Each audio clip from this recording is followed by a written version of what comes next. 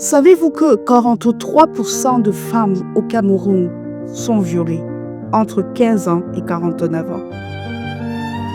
Et que des deux genres, masculin comme féminin, 99% sont des femmes qui subissent des violences sexuelles. Qu'est-ce qui peut se passer dans la tête d'un harceleur? Pourquoi les victimes ne parlent-elles pas? Comment venir à bout de ce fléau? Nous allons élaborer ensemble quelques éléments de réponse. Bonsoir. Vision L, Vision L, Vision L.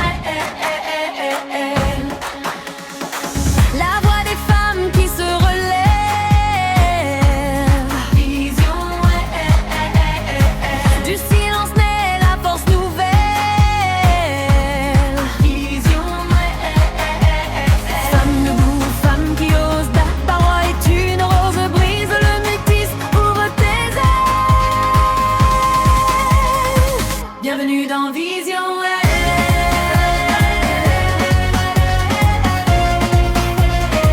Bienvenue dans Vision L.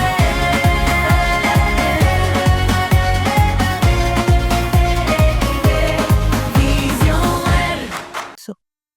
À la suite de nos récents épisodes, nous avons reçu beaucoup de retours qui s'attardaient particulièrement sur une partie de notre développement, à savoir le harcèlement sexuel. Et nous allons davantage en parler ce soir. Je suis Lucie Terence Manga, évangéliste missionnaire, experte en communication des organisations, et je vous souhaite la bienvenue sur Visionnaire.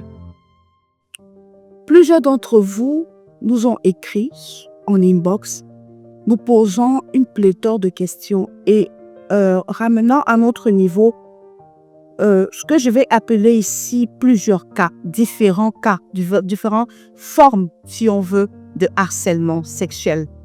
Et m'ont demandé comment on fait quand on se retrouve dans ci, ou comment on fait quand on se retrouve dans ça.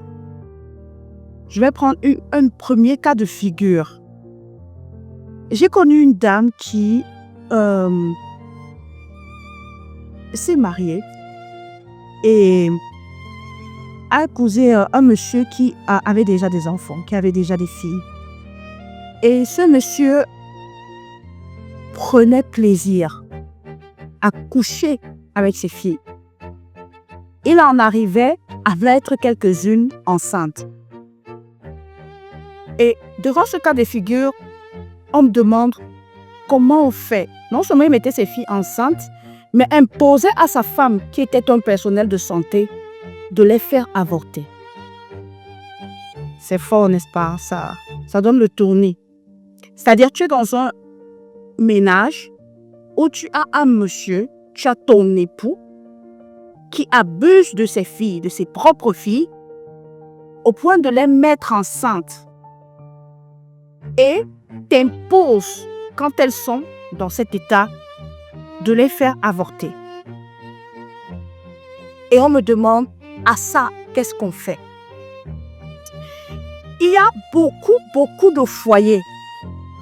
Moi, je prends beaucoup le cas du Cameroun parce que je suis camerounaise. C'est ma communauté, c'est ma société. Donc, du coup, je peux en parler facilement. Il y a beaucoup de familles, il y a beaucoup de maisons qui vivent des choses aussi horribles. Dans ce cas de figure, on me demande, qu'est-ce qu'on fait? Qu'est-ce que je fais? Cette dame s'est retrouvée dans une situation tellement compliquée que la seule issue qu'elle a trouvée, c'était de partir. Elle ne pouvait pas faire face à cet homme parce que dans la société, son nom pesait, c'était sa parole contre la sienne. Elle n'avait aucune chance de s'en sortir. Vous allez m'entendre répéter un mot aujourd'hui plusieurs fois. Il faut dénoncer. Il faut parler. Et il faut surtout parler à des personnes susceptibles d'aider. Souvent, quand on se retrouve dans ce genre de situation, dans la famille, on a tendance à couvrir et à cacher. C'est-à-dire qu'on ne résout pas le problème dans le sens d'aider la victime. La plupart du temps, la personne qu'on veut préserver, c'est le bourreau. C'est le violeur ou la violeuse. Parce que j'ai des cas où des garçons sont violés.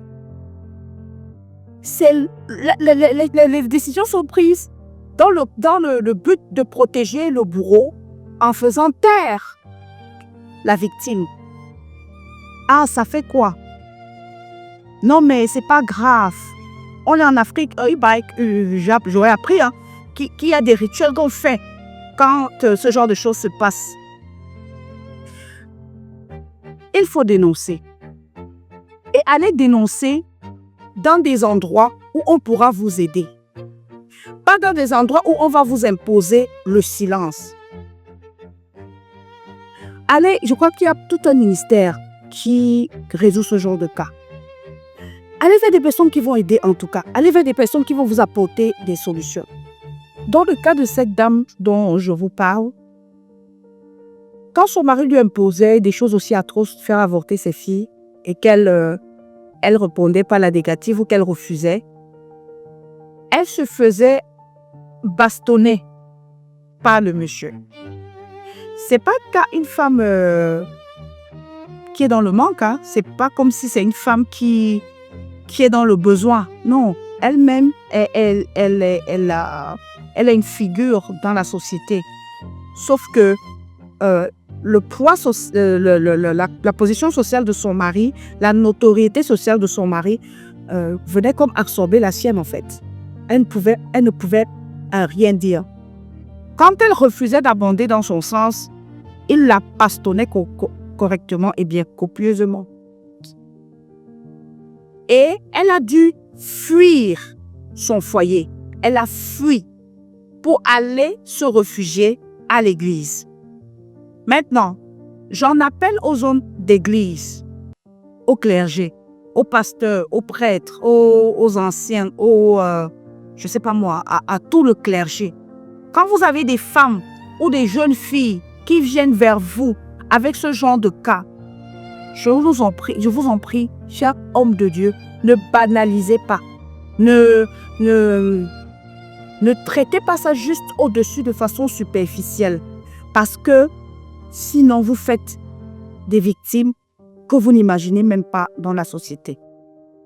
Maintenant, beaucoup de femmes ignorent que le ministère de la promotion de la femme et de la famille ont ce que je vais appeler des cases de sécurité.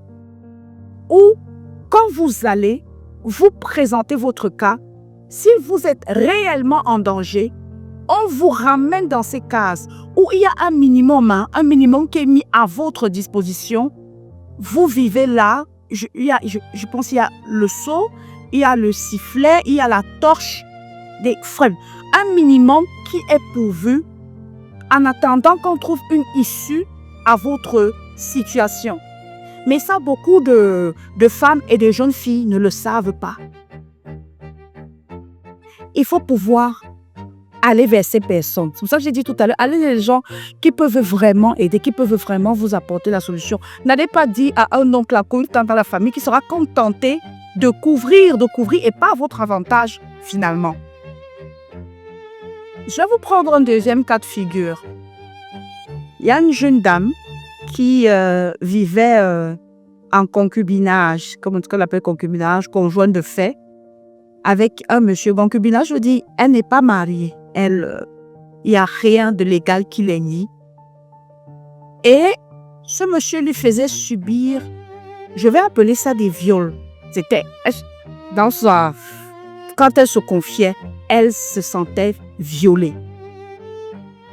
Ce monsieur la prenait de 20h à 6h du matin, lui imposant pour qu'elle tienne le rythme de prendre des stupéfiants. C'est-à-dire que pour qu'elle continue à son rythme, il lui faisait prendre et il l'obligeait à prendre des stupéfiants, des drogues.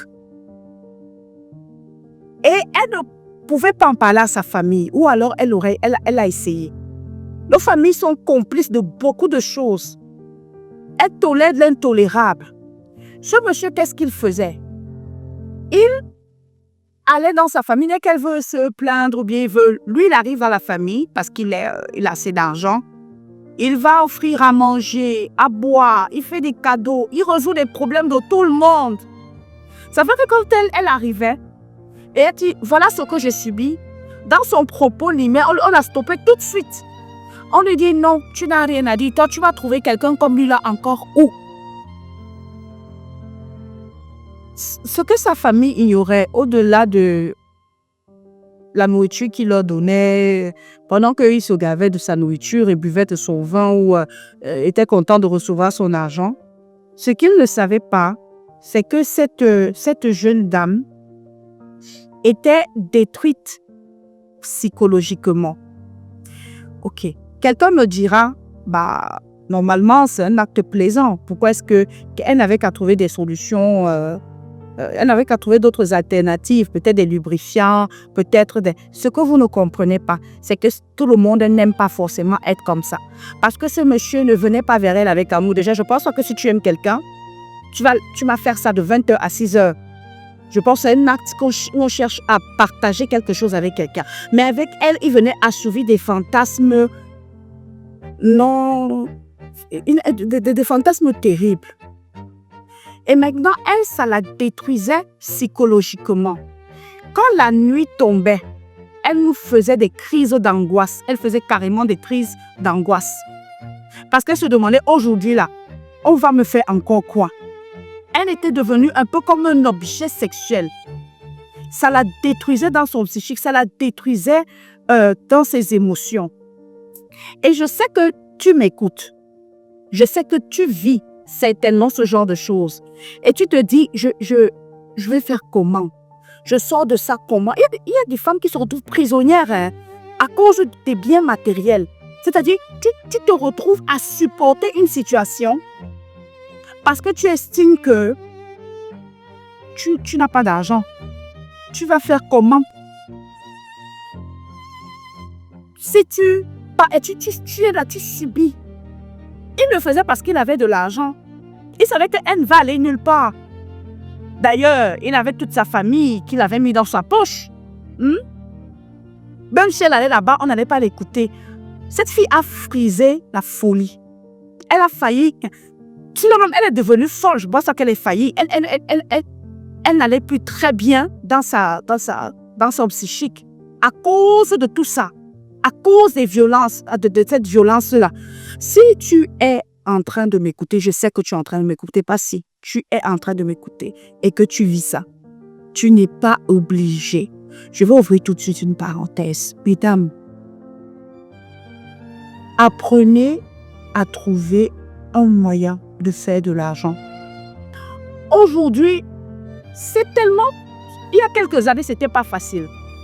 Mais aujourd'hui, il y a tellement d'idées de business. Il y a tellement... Aujourd'hui, même avec 5 000 francs, tu commences une activité. Avec 10 000, 15 000, 20, 30 000, tu commences une activité qui te ramènera de l'argent. Elle t'empêchera de dépendre de ce genre de prédateur. Parce que c'est un prédateur. Il chasse.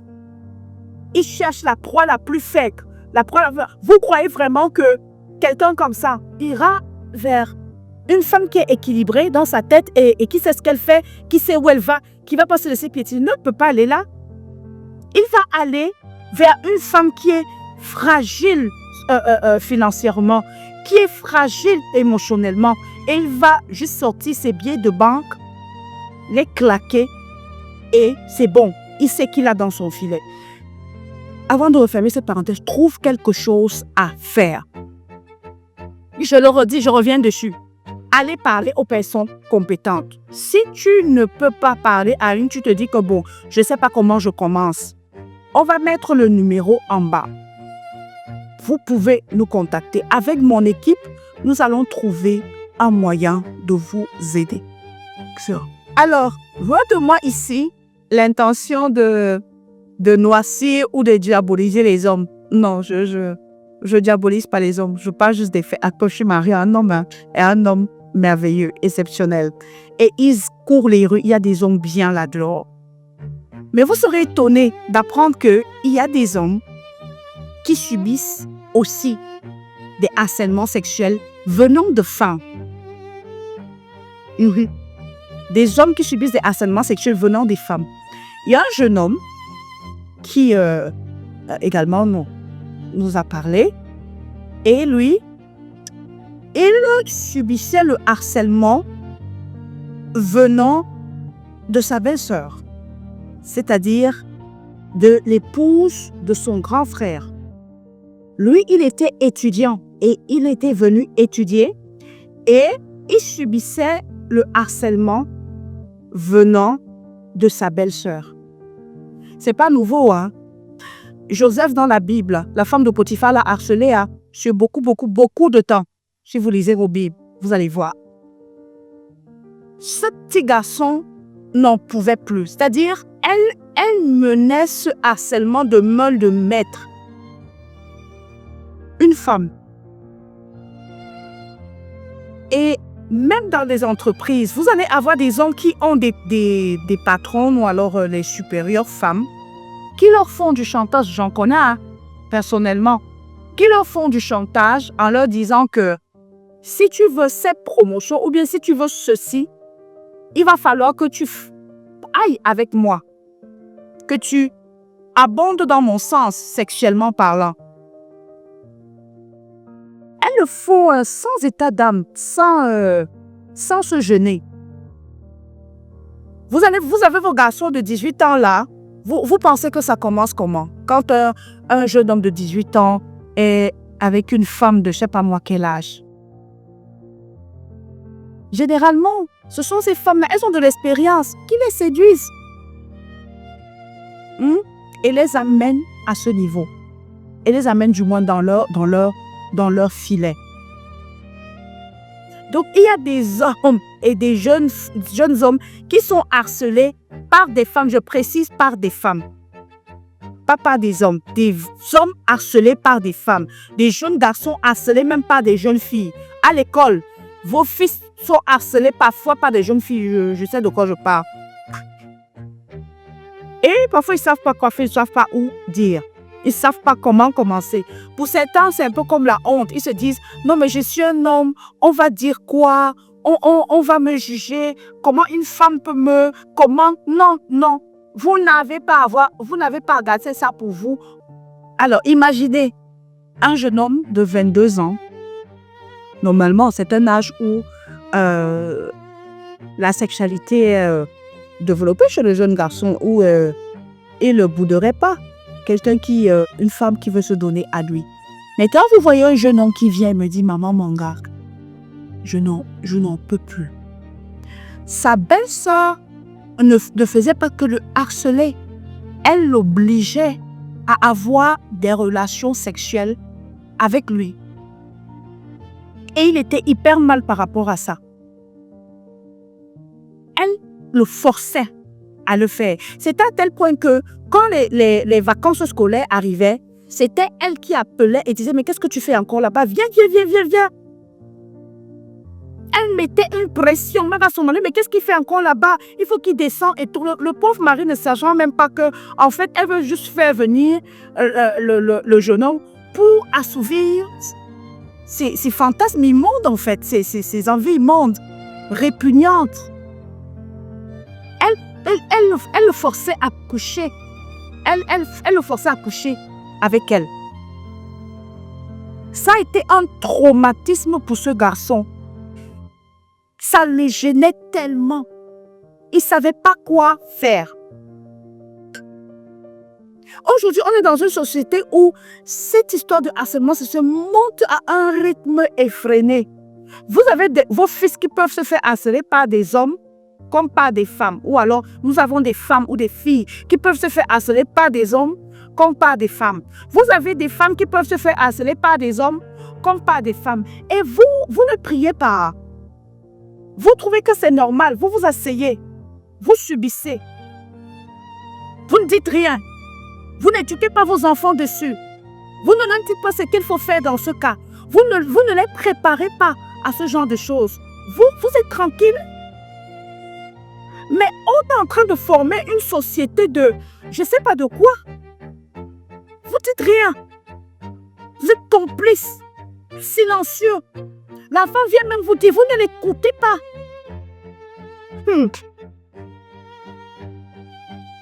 Imagine un jeune homme qui a des rapports sexuels presque constants avec sa belle-sœur. Attendez, vous pensez que dans son psychique là, qu'est-ce qui peut bien se passer? Il est important de préserver nos enfants. De préserver déjà nous-mêmes. Et après de préserver nos enfants. De les préparer à ça. Quand tu sors, quand l'enfant sort, vous lui dites que tu ne parles pas aux inconnus. Moi, je me rappelle quand je grandissais.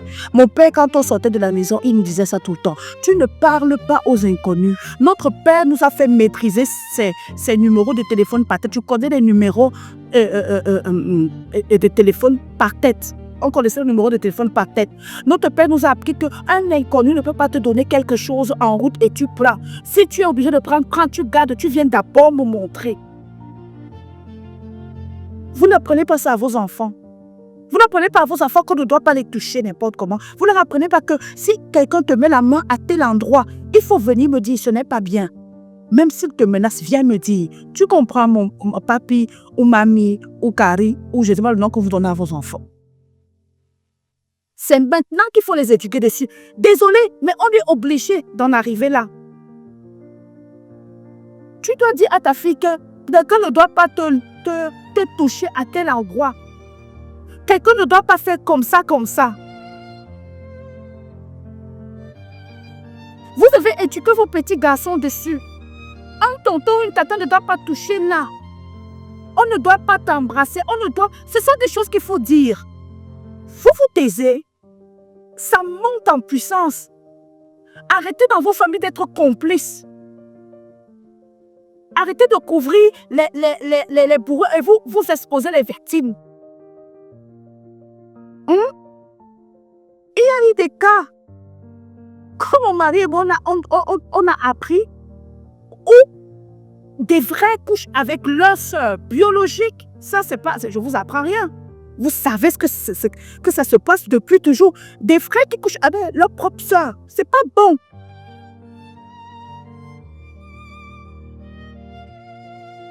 Mais on sait et on se tait. Vous imaginez la charge émotionnelle que ça peut être pour un enfant? Vous imaginez pas? Vous êtes là, vous ne dites rien. Vous êtes tranquille. Éduquez vos enfants là-dessus. Parlez-leur clairement. Ne portez pas les gants, n'essayez pas. Parlez-leur clairement. Dites-leur que je ne vais jamais envoyer un inconnu te chercher à l'école. Dites-leur des petites choses comme ça. Et protégez les garçons. Protégez vos garçons, protégez vos filles. À votre avis, ces bourreaux qu'on rencontre dans les rues, dans les familles, dans nos maisons, dans nos foyers là, qui les fabrique? Qui fabrique ces harceleurs? Qui fabrique ces violeurs? Qui fabrique ces violeuses? Qui fabrique ces voleurs de vie, ces voleurs de destinée? Ces briseurs de rêves? À votre avis, qui les fabrique? Et je vais vous choquer, c'est nous. C'est dans nos familles qu'on fabrique ça. C'est dans nos attitudes qu'on fabrique ça. Vous passez tous les caprices à un enfant. Avec que lui là, il n'a pas de limite. Bref, nous allons parler prochainement dans un tout autre épisode de Visionnel. D'ici là, que Dieu vous bénisse. Qu'il vous rende plus conscient. Parce que je ne vais pas m'exclure, qu'il nous rende plus conscients. Qu'il nous rende plus responsables. Qu'il nous rende plus sérieux. Et dans cette équation, dans les solutions que j'ai données, dans les équations que nous avons proposées ce soir, n'excluez pas Dieu. Parce que la personne qui va vous révéler ce qui se passe, la personne qui va venir vous révéler parfois que cette personne ou cette autre personne n'est pas sérieux ou n'est pas bien pour ton enfant, c'est encore Dieu. Priez, priez, priez, priez. prier et prier encore. Le problème aussi de cette société, c'est qu'on a mis Dieu de côté. On ne prie pas. On ne sait pas se lever et apprendre à nos enfants à méditer la Bible, la parole. On néglige Dieu, même pas nous qu'on néglige Dieu, on l'ignore. On a des débats et des discours qui parlent de Dieu comme si c'est Dieu. Ça, que les gens veulent l'admettre ou pas, c'est le seul qui est capable de réellement protéger, de réellement apporter des solutions et de réellement se révéler à vous. D'ici là, je nous souhaite de nous porter très très bien et de très très belles fêtes de fin d'année à vous et à vos familles. Au nom de Jésus-Christ, Amen. Shalom. Merci d'avoir partagé ce moment avec Visionnel. Abonnez-vous à nos pages YouTube, Facebook et TikTok. Le nom est simplement Visionnel pour découvrir la suite de nos histoires. D'ici là, n'oubliez pas, vous êtes aimés et bénis de l'Éternel. Shalom. Visionnel. Vision, Vision.